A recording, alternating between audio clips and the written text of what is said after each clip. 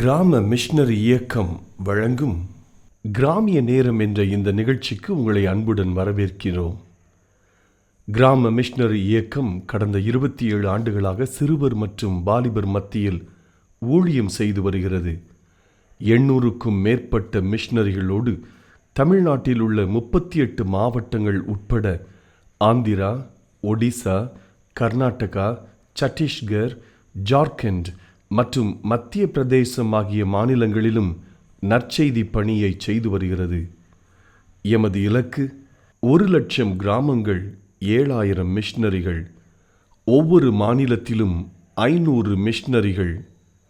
எமது தரிசனம் என் ஆட்டுக்குட்டிகளை மெய்ப்பாயாக என்ற வசனத்தின்படி கிராமங்களில் உள்ள சிறுவர் மற்றும் வாலிபர்களை கிறிஸ்துவுக்குள் வழிநடத்தி அவர்கள் மூலம் கிராமங்களை சுவிசேஷ மயமாக்குதல், சந்திக்கப்படும் சிறுவர் மற்றும் வாலிபர்களை நாளைய தலைவர்களாகவும் ஊழியர்களாகவும் உருவாக்குதல், ஒவ்வொரு கிறிஸ்தவரையும் ஆத்தும ஆதாயம் செய்கிறவராக மாற்றுதல்.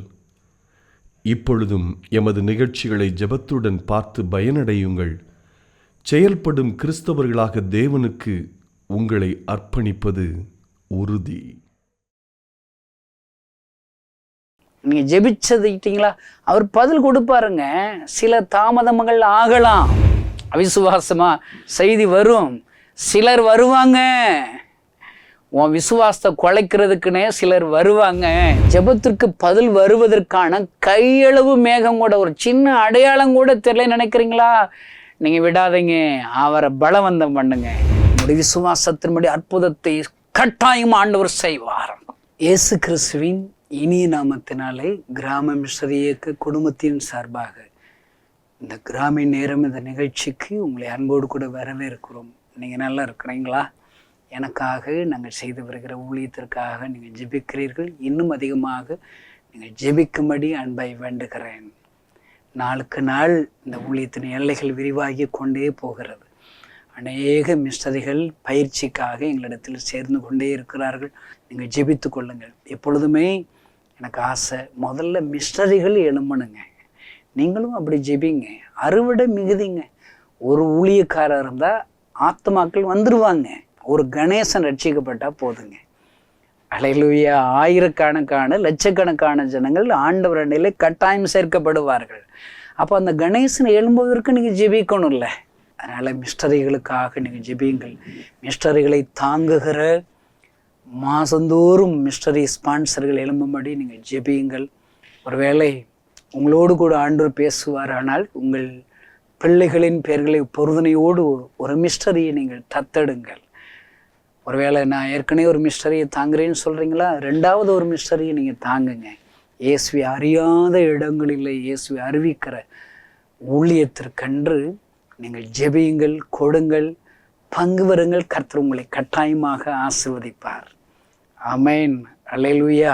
ஒருவேளை நீங்கள் பகுதி நேரமாக எங்களோடு கூட இணைந்து கூட ஊழியம் செய்யலாம். ஆண்டவர் எங்களுக்கு சொன்ன ஊழிய திட்டத்தில் ஒரு ஊழிய திட்டம் 1 மணி நேரம் மிஷனரி. ஆமென்.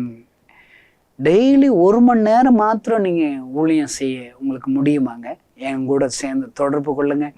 உங்களுக்காகவே ஒரு பயிற்சி மாதத்தில் ஒரு நாள், ஒரு ஞாயிற்றுக்கிழமையில் வைக்கிறோம்.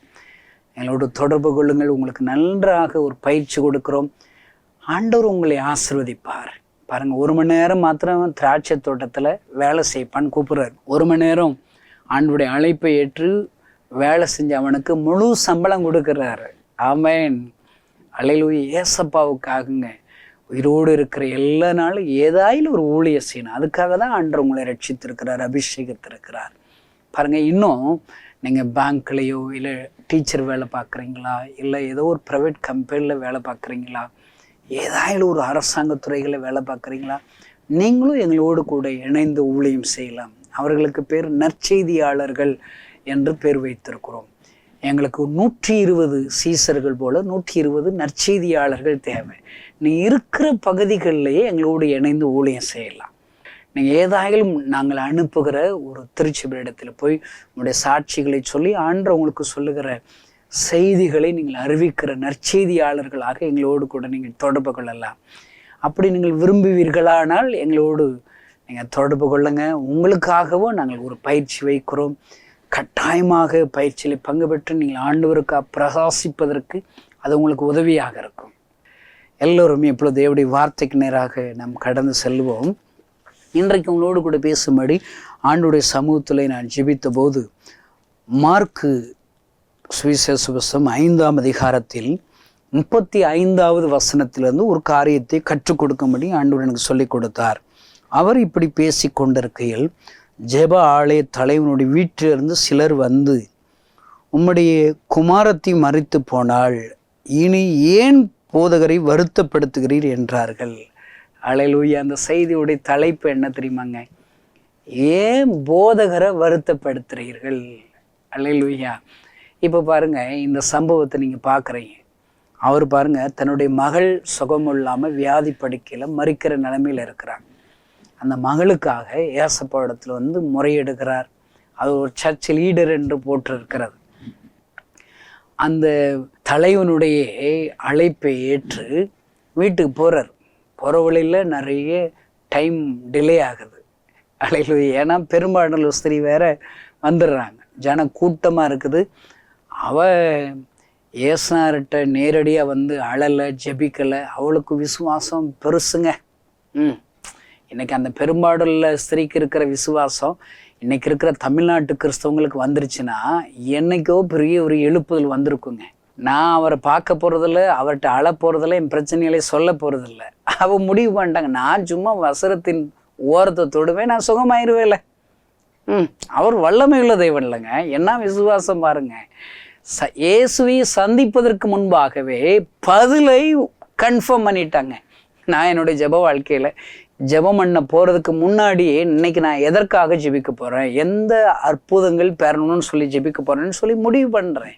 நான் ஜெபிக்க போகிற எல்லா கருத்துக்கும் அவர் பதில் கொடுத்துருவார். நிறைய லெட்டர்ஸ், ஜெபக்குறிப்புகள் அநேக ஜனங்கள் எழுதுகிறார்கள். இமெயில் மூலியமாக தொடர்பு கொள்கிறார்கள். வாட்ஸ்அப் மூலியமாக ஜெபக்குறிப்புகளை அனுப்பி வைக்கிறார்கள். ஒவ்வொன்றையும் ஆண்டவருடைய பாதத்தில் விசுவாசத்தோடு ஜெபிக்கிறேன். என் ஆண்டவர் அற்புதம் செய்கிறார். பாருங்க, இந்த அம்மாவுக்கு விசுவாசம் ரொம்பங்க. அல்லேலூயா. இயேசுவை சந்திப்பதற்கு முன்னாடியே நான் இன்னைக்கு வசரத்தை தொடுவேன், சுகமாயிரும் முடிவு பண்ணிடுறாங்க. பாருங்க, ஜெபாலய தலைவன் வீட்டுக்கு கூட்டு போகிற நேரத்தில் இந்த அம்மா வேற நேரத்தை கொஞ்சம் வாங்கிட்டாங்க. பாருங்கள், ஒரு ஊரில் நான் பிரசங்கம் பண்ண போயிருந்தேன். வீட்டுக்கு ஜெப கூட்டத்தில் பேச போயிருந்தேன். அங்கே இருக்கிற ஒரு அம்மா வந்து சொன்னாங்க, என் 2 பேர பிள்ளைகளும் வாய் பேச மாட்டாங்க அப்படி சொன்னாங்க. நான் கொஞ்சம் வாய் பேசுவேங்க. நான் என்ன தெரியுமா சொன்னேன், அதெல்லாம் உன் பிள்ளைகள் எல்லாம் பேர பிள்ளைகள் எல்லாம் வாயாடியாக மாற போகிறாங்க, ஜெபம் பண்ணுவோம் போங்க, ஆமேன் சொல்லி விசுவாச வார்த்தைகளை சொல்லி ஜெபிச்சு விட்டேன். பாருங்க, அந்த 2 பிள்ளைகளையும் கூட்டு வந்து சொல்கிறாங்க பல வருடங்கள் கழிச்சு, நீங்கள் சொன்னீங்க ஜெபம் பண்ணீங்க, 2 ஊமையர்கள் பேசுகிறாங்கன்னு சொல்லிட்டாங்க. பாருங்க, அல்லேலூயா. என் ஆண்டவர் அற்புதம் செய்கிறவர் ஐயா. அப்படி ஒரு அற்புதத்தை எதிர்பார்த்து மரித்து கொண்டிருக்கிற நிலைமையில, தன் மகள் மரித்து கொண்டிருக்கிற நிலைமையில ஏசப்பாவை அழைச்சிட்டு போகும்போது நேரங்கள்ல அப்படியே தாமதமாகிட்டே இருக்குது. அப்படி நேரங்கள் ஆகிட்டு இருக்கும்போது வீட்டில் இருந்து, அந்த ஜெபாலய தலைவன் வீட்டில் இருந்து சிலர் வந்து என்ன சொல்கிறாங்க, போதகரை நீ வருத்தப்படுத்த வேண்டாம், ஏசப்பாவை நீங்கள் வருத்தப்படுத்த வேண்டாம், ஓ மக செத்து போயிட்டான்னு சொல்கிறாங்க. இந்த செய்தியை கேட்கிற சகோதரனே சகோதரியே, நீ ஏசப்பா மேலே வச்சிருக்கிற விசுவாச அதை என்னைக்கு நீ கைவிடாதீங்க. நீங்கள் ஜெபிச்சதுக்கிட்டீங்களா, அவர் பதில் கொடுப்பாருங்க. சில தாமதங்கள் ஆகலாம், நீங்கள் முதல்ல ஜெபம் பண்ணிட்டீங்களா, பதில் வந்துருங்க. எப்பயுமேங்க சிலர் உங்களை சுற்றி ஏதாவது சொல்லிக்கிட்டே இருப்பாங்க. இங்கே பாருங்க, ஏன்பா போதகரை வருத்தப்படுத்துறீங்கன்னு சொல்கிறாங்க. ஆனால் இந்த ஜெபாலய தலைவன் அவன் விசுவாசத்தோடு அமைதியாக இருக்கிறான். எதுவுமே பேசலைங்க. ஆண்டவராக பார்த்து தான் சொல்கிறாரு ஜெபாலய தலைவனை பார்த்து, பயப்படாத, விசுவாசம் உள்ளவனாயிரு என்று சொல்லுகிற இந்த செய்தியை கேட்கிற சகோதரனே சகோதரியே, ஏசப்பா இடத்துல எந்த அற்புதத்திற்காக நீங்கள் ஜெபம் பண்ணீங்க, ஜெபிச்சிட்டிங்களா, அவ்வளோதான், விட்டுருங்க, பதில் வந்துடும். நான் அடிக்கடி சொல்லுவேன், பரலோகத்தில் இருக்கிற எங்கள் பிதாவின் ஜெபத்தை ஆரம்பிக்கிறோம். நம்முடைய புலம்பல்கள், என்னுடைய ஊழியத்தில் உள்ள காரியத்திற்காக நான் ஜெபித்து புலம்புறேன், நிறைய தேவைகளுக்காக அழுறேன், ஜெப குறிப்புகளுக்காக ஜெபம் பண்ணுறேன். கடைசியை சொல்லும் போது ஆமைன்னு சொல்லி முடிச்சிடுறேங்க. பார்த்தீங்களா? ஆமைன்னு என்ன அர்த்தம்? அப்படியே ஆக கடவுது. ஆமைன் சொல்லுங்க. நீங்கள் ஆமைன்னு சொல்லிட்டீங்களா, நீங்கள் ஜெபித்த பிரகாரமாகவே ஆண்டவர் அற்புதம் செஞ்சிருவார். ஜெபாலய தலைவன் பிரச்சனையே ஏசப்பாட்ட சொல்லியாச்சு. ஏசப்பா என்ன செஞ்சுட்டாரு? அவன் வீட்டுக்கு வர்றேன்ப்பா, நம்ம ஜெபம் பண்ணுவோம், விசுவாசப்படி ஜெபம் பண்ணுவோம்னு சொல்லி அவங்க கூட பிரயாணம் பண்ணி வந்துட்டு இருக்காரு. அப்புறம் என்ன, இடையில எந்த செய்திகளையும் நீங்கள் கேட்கப்படாது. அவிசுவாசமாக செய்தி வரும், சிலர் வருவாங்க. உன் விசுவாசத்தை குலைக்கிறதுக்குன்னே சிலர் வருவாங்க. பாருங்க, வாலிபர்களை கூட்டி ஒரு வாலிபர் முகாம் வைக்கணும்னு சொல்லி ஆண்டவர் எனக்கு பாரம் கொடுத்தார், பேசினார். நாங்கள் எல்லாம் லீடர்ஸ் எல்லாம் சேர்ந்து அந்த யூத் கேம்ப் அரேஞ்ச் பண்ணோம். நான் எப்பவுமே கொஞ்சம் வித்தியாசமாக யோசிப்பேன். இளையகுமாரன் மனம் திரும்பி வருகிறான், ஒரு வாலிபன் வருகிறான். லூக்கா 15 ஆண்டவர் எவ்வளோ செலவழிக்கிறார் பாருங்க. புது ட்ரெஸ் கொடுக்குறார், மோதிரம் கொடுக்குறார், செருப்பு கொடுக்குறார், பெரிய கண்ணுக்குட்டி விருந்தடிக்கிறார். நான் கணக்கு பார்த்தேங்க, ஒரு குறைஞ்சது ஒரு 50,000 1 லட்சம் ரூபாய் ஒரு வாலிபனுக்காக செலவழிக்கிறாருங்க. நம்ம அவ்வளோ வசதியாக இருக்குதுங்க. நான் என்ன தெரியுமா செய்வேன்? எல்லாருக்கும் வர்றவங்களுக்கு பிஸ்கட் பாக்கெட் கொடுக்கணும், ஒரு தண்ணி பாட்டில் கொடுக்கணும், முடிஞ்ச உடனே ஒரு சிக்கன் பிரியாணி கொடுக்கணும், நல்ல ஆண்டோடைய வார்த்தைகளை சொல்லணும். அப்படி முடிவு பண்ணி எங்களுக்கு இவ்வளோ தேவைகள், ஜெப குறிப்புகள் எழுதி போட்டேன். பாருங்கள், என்னை பார்க்குறவங்களெல்லாம் அது ஏன் தம்பி இவ்வளவு செலவழிக்கிறீங்க? இவ்வளோ பெரிய முகாம் தேவையில்லை தம்பி. முதல்ல ஏசப்பா எந்த ஒரு இப்படிப்பட்ட டெக்னாலஜியே இல்லாதப்பயே மலையில் 5000 புருஷர்கள் கூடி வந்திருக்காங்க வனாந்திரத்தில். அல்லேலூயா. பாருங்க, ஆயிரக்கணக்கான ஜனங்களுக்கு கூட்டம் நடத்துறாரு. இவங்க ஏன்ட்ட கணேசன்ட்ட வந்து ஏன் இவ்வளோ பெரிய கூட்டம் வைக்கிறார்? சின்ன சின்ன முகாமும் வைக்கலாங்க, நல்லதுதான். ஆனால் நேரம் இல்லையங்க. ராஜாவின் வேலை மிகவும் அவசரம். இயேசு ராஜாவின் வேலை மிக மிக அவசரங்க. நமக்கு வாய்ப்பு கிடைக்கும் போதெல்லாம் எவ்வளவு ஊழியம் செய்யணுமோ அவ்வளோ ஊழியம் செய்யணும். இதில் ஒரு சிலர் பார்த்தீங்கன்னா, எதுக்கு நீங்கள் சிக்கன் பிரியாணி போடுறீங்க? தயிர் சாதம் கொடுத்துடலாமே. கொடுக்கலாம் தான், அதுவும் கொடுக்காமே இருக்கலாமே. சில பேர் அப்படி ஆலோசனை சொல்கிறாங்க. நான் சொல்கிறேங்க, நம்மங்கெல்லாம் ஜெபிச்சா வாய் அங்கே வலிக்க போகுது. நம்மளை சுற்றி அவிசுவாசமாக நம்மளை சொல்லி நம்மளை விலக வைக்கிற, விசுவாசம் விட்டு விலக வைக்கிற சிலர் கூட்டங்கள் எழும தான் செய்வாங்க. பாருங்கள், இந்த ஜெப ஆலய தலைவனுக்கு சிலர் வந்துட்டாங்க பாருங்க. ஏசுனார் கூட அவர் போய்கிட்டு இருக்கிறார். சரியப்பா, அவர் அற்புதம் செய்கிற ஏசுனார் ஏதோ ஒரு நம்பிக்கையோடு வீட்டுக்கு கூட்டு போய்கிட்டு இருக்கிறார் தம் மகளுக்கு ஜெபம் பண்ணுறதுக்காக. விட வேண்டியதான இந்த சிலர் வர்ற வழியிலேயே வழியை மறைச்சிட்டான். எப்பா, அவரை வருத்தப்படுத்தாங்கன்னு சொல்கிறான். அருமையான தேவடி பிள்ளைகளே, நீங்கள் கண்ணீரோடு கூட எந்த காரியத்திற்காக ஜெபித்து இந்த நிகழ்ச்சியை பார்த்து கொண்டு இருக்கிறீர்கள்? உங்களுடைய விசுவாசத்தின்படி அற்புதத்தை கட்டாயம் ஆண்டவர் செய்வார். என்ன பொறுத்தளவுக்குங்க, ஏசப்பாவிடத்துல ஜெபிக்கிறது, ஏசப்பாவோடு நடக்கிறது அவரை வருத்தப்படுத்துகிற மாதிரியே இல்லைங்க. நம்ம ஏசப்பாவை வருத்தப்படுத்தணும். அல்லேலூயா. அவர் வருத்தமாக மாட்டார். நீங்கள் ஒரு காரியத்தை விசுவாசத்தோடு அவர்கிட்ட ஜெபம் பண்ணீங்கன்னா, நிறைய பேர் அவரை வருத்தப்படுத்துகிறதா சிலர் நினைக்கிறாங்க. இல்லைங்க, அவர் சந்தோஷப்படுவாருங்க.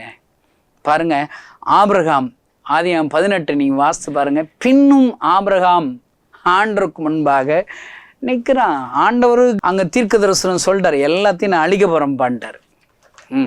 அழிக்க போகிறேன்ட்டார். அந்த பட்டணத்தில் உள்ள எல்லாரையும் நான் அழிக்க போகிறேங்கிறாரு. ஆனால் பின்னும் ஆபிரகாம் அப்படின்னு அந்த வார்த்தை எனக்கு ரொம்ப பிடிக்குதுங்க. நான் உங்களுக்கு வாசிக்கிறேன் பாருங்க. ஆதியாகமம் 18ஆம் அதிகாரம் 22வது வசனம். அப்பொழுது அந்த புருஷர் அவிடம் விட்டு சோதோமை நோக்கி போனார்கள். ஆபிரகாமோ பின்னும் கர்த்தருக்கு முன்பாக நின்று கொண்டிருந்தான். அல்லேலூயா. விடுறதா இல்லை, ஆண்டவரை விடுறதா இல்லை, அவரை வருத்தப்படுத்திட வேண்டிதான். அவர் சொல்லிட்டாருப்பா, நான் இந்த பட்டணத்தை அழிக்க போறேன்ட்டார், முடிவு பண்ணிட்டார். அந்த அக்கிரமக்காரங்க ரொம்ப ஆயிட்டாங்க, பாவம் அவரை சமூகத்தில் எட்டுனா அழிக்க போறேங்கிறார். ஆனால் இவர் விடுறதா இல்லை, அவரை என்னன்னு பார்த்துட வேண்டிதான். பின்னும் ஆபிரகாம் கர்த்தருடைய சமூகத்தில் நின்று கொண்டு இருக்கிறான். யாக்கோபு நீங்கள் வாசித்து பாருங்க, ஆண்டவருடைய சமூகத்தில் ராம் முழுவதும் போராடுகிறான். நான் உங்களுக்கு வாசிக்கிறேன் பாருங்க. ஆதியாகமம் 32 அதிகாரம் 26வது வசனம். நான் போகட்டும், பொழுது விடுகிறது என்றார். அதற்கு அவன், நீர் என்னை ஆசீர்வதித்தாலேயே உம்மை விடமாட்டேன். அவர் வருத்தப்பட்ட என்னங்க, நீங்க ஜெபம் பண்றதை விடக்கூடாதுங்க. அவர் அமைதியா இருந்தா என்னங்க, நீங்க ஜெபிக்கிறத விட்டுறாதுங்க. அவரை வருத்தப்படுத்துங்க ஜெபம் பண்ணி. அன்று எசேக்கியாட்ட சொல்றாரு, எப்பா அவன் வீட்டு காரியத்தின ஒழுங்குபடுத்திக்கப்பா, நீ சாக போறேங்கிறாரு. விடுறாரா? அவருக்கு தேவை ஒரு சுவருங்க. சுவர் பக்கரமா திரும்பி அவர் எசேக்கியா மிகவும் அழுதுறாரு. அல்லேலூயா. ஆண்டவர் பாருங்க 15 வருஷத்தை கூட்டி கொடுத்துட்றாரு பாருங்க. உனக்கு உண்மையான தீர்க்க தரிசனம் சொல்லிட்டாலே நீங்க மறுபடியும் போராடுங்க, அவரை வருத்தப்படுத்துங்க. அல்லேலூயா. ஜபாலய தலைவன்ட்ட நிறைய பேர் சொல்றாங்க பாருங்க, போதகர் வருத்தப்படுத்தாதீங்க, உன் மக செத்து போயிட்டா, அப்படி செய்தி சொல்லுவாங்க. நான் என்ன சொல்றேன், நீங்க அவர் வருத்தப்படுத்துங்க. பரலோகத்தை பலவந்தம் பண்ணுகிறவர்கள் பாக்கியவான்கள். அதை சுதந்திரிப்பீங்க, விடக்கூடாது, போராடணும். 1 ராஜாக்கள் 18ஆம் அதிகாரத்தை வாசித்து பாருங்க. மழை பெய்யணும்னு சொல்லி எலியா ஜெபிக்கிறார். வேலைக்காரன்ட்ட போய் நீ போய் வெளியே போய் பார்த்துட்டு வாப்பான்னு சொன்னால் நத்திங், ஒன்றும் இல்லைங்கிறான். மேகம் ஏதாவது தெரியுதாப்பா? மழை வர்றதுக்கான வாய்ப்பு இருக்காத, கையளவு மேகம் கூட தெரியவே இல்லை. அருமையான இந்த செய்தியை கேட்கிற சகோதரனே சகோதரியே, ஒரு அற்புதத்திற்கு நீங்கள் ஜெபிக்கிறீங்களா? அந்த ஜெபத்திற்கு பதில் வருவதற்கான கையளவு மேகம் கூட, ஒரு சின்ன அடையாளம் கூட தெரியல நினைக்கிறீங்களா? நீங்கள் விடாதீங்க, அவரை பலவந்தம் பண்ணுங்க, தொடர்ந்து ஜெபிங்க, அவரை வருத்தப்படுத்துங்க. அவர் இறங்குற வரை, உங்கள் பக்கம் திரும்பி பார்க்கிற வரை நீங்கள் அழ வேண்டி தானங்க. அருமையான சகோதரனே சகோதரியே, உங்களுக்கு அழ தெரியுமாங்க? எத்தனை மனுஷர்களுக்கு முன்னாடி அழுறீங்க. நான் அடிக்கடி ஒரு சிலர்கிட்ட சொல்லுவேன், அழுகிறவங்கன்ட்டுனா, சே உங்களுக்கு இவ்வளவு அழுகிறதுக்கு தெரியுது, நீங்கள் வீணா உங்கள் கண்ணீரெல்லாம் போதே, அந்த கண்ணீரெல்லாம் ஏசப்பா முன்னாடி விட்டீங்கன்னா எம்புடு பெரிய அற்புதம் வருங்க. ஆண்டவர் பாருங்க துருத்தியில சேர்த்து வைக்கிறாரா. 1 2 3. இந்த செய்தியை கேட்கிற சகோதரனே சகோதரியே, உன்னுடைய கண்ணீர்கள் எல்லாம் சேர்த்து வைக்கிற ஆண்டவர் ஐயா. அவரை நீங்க தொடர்ந்து ஜெபிக்கும் போது அவர் வருத்தப்பட்டாலும் பரவாயில்ல, நீங்க உங்க விசுவாசத்தை விடாதீங்க. பதில் வருகிற வரை, ஆண்டவர் உங்களுக்காக இறங்குற வரை நீங்கள் அவரை வருத்தப்படுத்தும்படி அவரை நோக்கி கூப்பிடுங்கள். விசுவாசத்தோடு அவரோடு கூட நடந்து கொண்டே இருங்கள் ஐயா. பத்திமையிட்ட போய் கேட்டு பாருங்க, எப்படிப்பா நீ அற்புதம் உனக்கு நடந்துச்சு? நான் தாவீதின் குமாரனை இறங்கும்னு சொல்லி கூப்பிட்டேன். அந்த சிலர் அங்கேயும் குருடனுக்கு வந்துடுறாங்க, இவனை அதட்டுறாங்க. அருமையான செய்தியை கேட்கிற சகோதரியே, உன் பக்கத்தில் சிலர் உனக்கு அவிசுவாச வார்த்தைகளை சொல்லி கொடுப்பாங்க. முதல்ல அந்த சிலரை தூக்கி சிலர் பேசுறத நீ கேட்காத. தாவீது யுத்த களத்தில் வருவான், வந்தா சிலர் பேர் என்ன செய்வான், அகங்காரம் பிடிச்சவனே, நீ சின்ன பைய, கோழியாத்தை எப்படா நீ சண்டை போட்டு ஜெயிப்ப, சிலர் சொல்லுவாங்கங்க. அந்த சிலர் பேச்சை கேட்டேன்னா உன்னுடைய வாழ்க்கையில் அற்புதத்தை நீ கண்ணார காணவே முடியாது. அல்லேலூயா. பர்த்திமை பாருங்க, சிலர் அதட்டினாங்க, நான் விடுவேனா? இன்னும் சத்தத்தை நான் கூட்டிட்டே இல்லை. இந்த செய்தி கேட்கிற சகோதரனே சகோதரி, உங்களுக்கு ஏதோ ஒரு அற்புதத்திற்காக என் ஆண்டவிடத்தில் நீங்கள் ஜெபித்து கொண்டிருக்கிறீர்களா? இன்னும் பதில் வரலையா? சிலர் இந்த அற்புதம்லாம் நடக்காதுன்னு உங்களை பார்த்து சொல்லிக்கிட்டே இருக்காங்களா? விடாதீங்க, இன்னும் அவரை வருத்தப்படுத்த முடியும். உங்கள் சத்தத்தை உயர்த்துங்க, இன்னும் உங்களுடைய ஜெபத்தை கூட்டுங்க. நீங்கள் ஆண்டவருக்காக நேரத்தை கூட்டுங்க, ஆண்டவர் கொடுக்குற காணிக்கையை கூட்டுங்க, இன்னும் நீங்கள் ஊழியத்தை கூட்டுங்க. அவர் திரும்பி பார்ப்பாருங்க. அல்லேலூயா. யாருடா அது இவ்வளோ பெரிய அழுகையின் சத்தத்தோடு என்னை கூப்பிடுறா? ஆமென். அவர் ஆச்சரியப்பட்டு பர்த்திமையின் கண்களை திறக்கிறார். அருமையான தேவனுடைய பிள்ளைகளே, இன்றைக்கு அந்த ஆண்டவர் உங்களுக்கு கட்டாயமாக அற்புதம் செய்வார். எலியா சொல்றாரு அசிஸ்டன்ட் ஊழியர் எலிசாட்ட, எப்பா நீ இங்கே இருங்கிறான். அந்த எலிசா என்ன போல ஊழியக்காரர், நீ எங்கே போனாலும் உங்களை நான் வருத்தப்படுத்தினாலும் பரவாயில்ல, பின்னாடியே தான் வருவாங்க. ஏய் நீ இருடா. நான் இருக்க மாட்டேன். எலியா போகிறமிடெல்லாம் எலிசா போகிறான். நடந்தது என்ன? இரட்டிப்பான வரத்தை எலிசா பெறுகிறான் ஐயா. அருமையான தேவனுடைய பிள்ளைகளே, ஜெப ஆலய தலைவன். சிலர் ஏசப்பாவை நீ வருத்தப்படுத்தாதன்னு சொல்கிறாங்க. அதெல்லாம் அவன் காது கேட்கல, பின்வாங்கி விடவில்லை. ஏசப்பா, நான் உன் நேரத்தை வீணடிச்சிட்டேன், நீங்கள் திரும்பி போயிருங்க, உங்களை இதுவரைக்கும் உங்களை வருத்தப்படுத்துனதை மன்னிச்சிருங்கன்னு சொல்லி திரும்பி போகணும்னு சொல்லி அவன் அமைதியாக இருக்கிறான். இவங்க சொல்கிறதுனா கேட்க மாட்டேன், அவர் வருத்தப்பட்டாலும் பரவாயில்லன்னு சொல்லி விசுவாசத்தோட அமைதியாக இருக்கிறான். என் ஆண்டவர் அங்கே வருகிறார். அங்கே எல்லாம் கூட்டுக்காரங்க எல்லாம் அங்கே முன்னாடி இருக்கிறாங்க, சந்தடி ஊதரர்கள் எல்லாம் இருக்கிறாங்க. எங்கள் கிராமத்தில் பார்த்திங்கன்னா செத்து எல்லாம் ஒரு கூட்டம் அழுகிறாப்புல நடிக்கிறாங்களான்னு தெரியாது பாருங்கள். சில பேர் அப்படி சிரித்து நல்லா பேசிகிட்டு இருப்பாங்க, ஒரு கூட்டம் அழுதுகிட்டே வருவாங்க. எங்கிட்டு கூடி அழுக வருதுன்னே தெரில. இவங்க சிரித்து பேசுகிறாங்க, டக்குன்னு போய் கட்டி பிடிச்சிட்டு மறுபடியும் அழுவாங்க. ஒரு கூட்டம் உள்ளே அழுகிறாப்புல இருக்கிறாங்க. வெளியில் பார்த்தீங்கன்னா டான்ஸ் ஆடிக்கிட்டு இருப்பாங்க, நரிக்குறவர் எல்லாரையும் கூப்பிட்டு டான்ஸ் ஆடுவாங்க, கொட்டடிச்சு ஆடிக்கிட்டு இருப்பாங்க பாருங்கள். அப்படியெல்லாம் அங்கே நடக்குது. ஆண்டவர் பாருங்க, எப்படிப்பட்ட நிலைமையிலும் மரித்த சிறுபெண்ணை என் ஆண்டவர் உயிரோடு கூட எழுப்புகிறார் ஐயா. அந்த ஜெப ஆலய தலைவனுடைய விசுவாசம், அல்லேலூயா. என் ஆண்டவர் வருத்தப்பட்டாலும் பரவாயில்ல, எங்கள் வீட்டுக்கு வரட்டும், என் பிள்ளைகள் மேலே கையை வைக்கட்டும். எத்தனையோ துர்ச்செய்திகள் எனக்கு வந்தாலும் என் ஆண்டவர் என்னுடைய வீட்டிற்கு வரட்டும் என்று சொல்லி, என் ஆண்டவர் வருத்தப்படுத்தினாலும் பரவாயில்ல சொல்லி அவன் வைராக்கியத்தோடு இருந்ததினால் தன்னுடைய மரித்த மகள் உயிரோடு கூட என் ஆண்டவர் எழுப்பினதை கண்கள் கண்டது ஐயா. அல்லேலூயா. இந்த செய்தி கேட்கிற சகோதரனே, சகோதரியே, உடைய நம்பிக்கை முடிந்து விட்டதோ, இனி குழந்தை பிறக்காது. எத்தனை வருஷம் ஆயிடுச்சே, எத்தனை வருஷம் என்னங்க, 100 வயதான ஆபிரகாமிற்கு சாராளுக்கு ஆண்டவர் குமாரனை கொடுத்தவர் இன்றைக்கு மாறி போய்விட்டாரா? என்னாகும் 11 மோசையை பார்த்து ஆண்டவர் கேட்கிறார், என்னுடைய கரம் குறுகியிருக்கிறதோ? இந்த செய்தி கேட்கிற சகோதரனே, சகோதரியை, எப்படிப்பட்ட வருத்தத்தோடு இனி அவ்வளவுதான் என்று புல்ஸ்டாப் வச்சு இந்த வார்த்தைகளை கேட்குறீங்களா? மரித்த சிறுபெண்ணை என் ஆண்டவர் உயிரோடு கூட எழுப்பின ஆண்டவர் உன்னோடு கூட பேசி கொண்டிருக்கிறார். அல்லேலூயா. அவரை வருத்தம் அடைகள், அவர் உன் பக்கம் திரும்புகிற வரை யாக்கோபை போன்று போராடி ஜெபித்துப்பார். ஆபிரகாமை போன்று பின்னும் ஆண்டவருடைய சமூகத்தில் காத்திரு, பதில் வருகிற வரை காத்திரு சகோதரனே, சகோதரியே. அல்லேலூயா. ஆண்டவர் உனக்கு மனம் இறங்குவார். இன்னும் சத்தத்தை உயர்த்து பர்த்துமையை போன்று என் ஆண்டவர் அற்புதம் செய்வார் ஐயா. 25 வருடங்களாக இந்த இயேசுவை நான் பிரசங்கிக்கிறேன், இயேசுவை நான் பின்பற்றுகிறேன், அவரோடு பிரயாணம் செய்கிறேன். எத்தனையோ நாட்கள் சிலர் எனக்கு விரோதமாக பேசினார்கள், ஒருவேளை சிலர் என்னை அவிசுவாசப்படுத்தினார்கள். இது ஆண்டவர் கொடுத்த ஊழியமே இல்லை, கிராமங்களில் இருக்கிற சிறுவர்கள் மத்தியில் ஊழியமா? எத்தனையோ விதமான அவிசுவாச வார்த்தைகளை சிலர் சொல்லி கொண்டுதான் இருந்தார்கள்.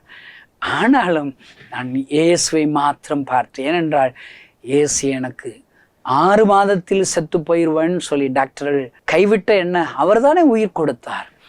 என் ஆண்டவரால் அற்புதம் செய்ய முடியும் என்று சொல்லி ஒவ்வொரு நாளும் ஆண்டவருடைய சமூகத்தில் அவர் வருத்தப்பட்டாலும் பரவாயில்லை, அவரை ஓய்ந்திருக்காதபடி அவரை நோக்கி அழுது கொண்டே இருக்கிறேன். பின்னும் அவருடைய சமூகத்தில் அமர்ந்து ஜெபித்து கொண்டே இருக்கிறேன்.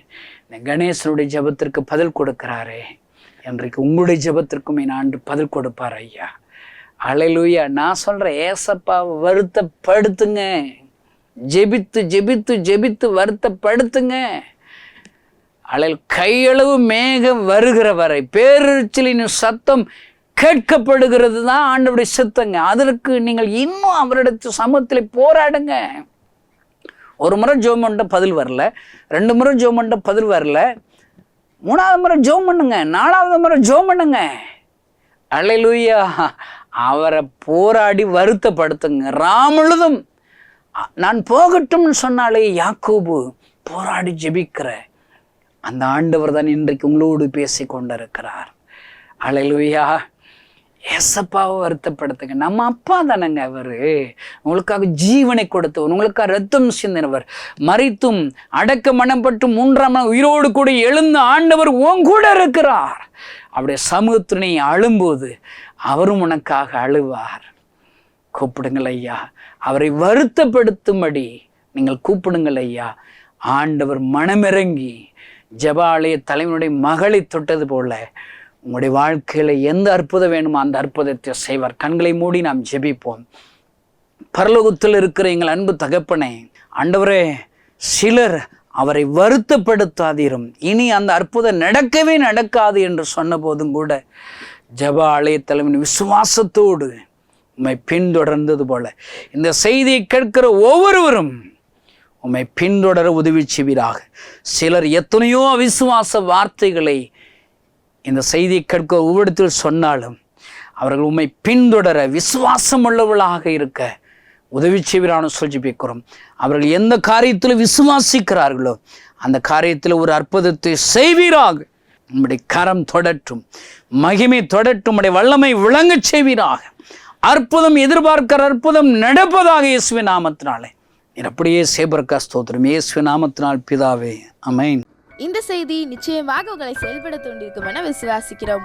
நீங்களும் எங்களோடு இணைந்து தேவனுக்காக ஏதாவது செய்ய விரும்புகிறீர்களா? கீழ்கண்ட எங்களது ஊழிய திட்டத்திற்காக ஜெபிக்க முன்வரலாமே. தமிழ்நாடு மற்றும் பிற மாநிலங்களிலும் ஆலயம் கட்ட தேவையாய் உள்ள 1000 கிராமங்களில் இடம் வாங்கி ஆலயம் கட்டப்பட ரூபாய் 5 லட்சமோ அல்லது அதில் ஒரு பகுதியோ கொடுத்து ஆலயம் கட்டி கொடுப்போர் எழும்ப ஜெபியுங்கள். சூனேமியால் எலிசாவுக்கு ஒரு அறை வீட்டை கட்டி கொடுத்தது போல புதிய மிஷனரிகள் தங்கி பயிற்சி எடுப்பதற்கு ரூபாய் 2 லட்சம் கொடுத்து ஒரு மிஷனரி வீட்டை கட்டி கொடுப்போர் எழும்ப ஜெபியுங்கள். நாம் சந்திக்கும் வாலிபர்கள் மற்றும் ஆரம்ப விசுவாசிகளை கிறிஸ்துவுக்குள் வளரச் செய்ய ரூபாய் 300 கொடுத்து முழு வேதாகமும் வாங்கி கொடுப்போர் எழும்ப ஜெபியுங்கள். நாம் பணி செய்யும் 8 மாநிலங்களிலும் உள்ள 880 மிஷனரிகளை மாதந்தோறும் ரூபாய் 10,000 கொடுத்தோ அல்லது இயன்ற காணிக்கையை கொடுத்தோ தாங்குவோர் எழும்ப ஜெபியுங்கள். தமிழ்நாடு மற்றும்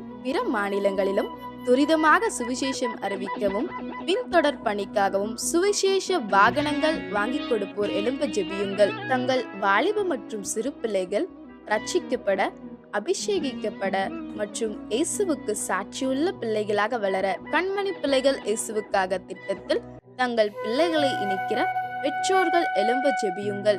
இந்தியா முழுவதிலும் இன்னும் துரிதமாக நம் மிஷனரி பணிகள் நடக்க மாதந்தோறும் அல்லது வருடத்திற்கு ஒரு முறையாவது ரூபாய் 1000 கொடுத்து எழுப்புதல் விரும்பும் பங்காளர் திட்டத்தில் இணைகிற அநேகர் எழும்ப ஜெபியுங்கள். மேலும் எங்களோடு தொடர்பு கொள்ள விரும்பினால் திரையில் காணும் எங்கள் முகவரியும் குறித்துக் கொள்ளுங்கள். கிராம மிஷனரி இயக்கம், தபால் பெட்டி எண் 51, விருதுநகர் 626001. இந்த நிகழ்ச்சியையோ அல்லது எங்கள் ஊழியத்தையோ நீங்கள் தாங்க விரும்பினால் எங்கள் தொலைபேசி எண்ணை குறித்துக் கொள்ளுங்கள். 7378 000 444. கர்த்தர் தாமே உங்களை ஆசீர்வதிப்பாராக.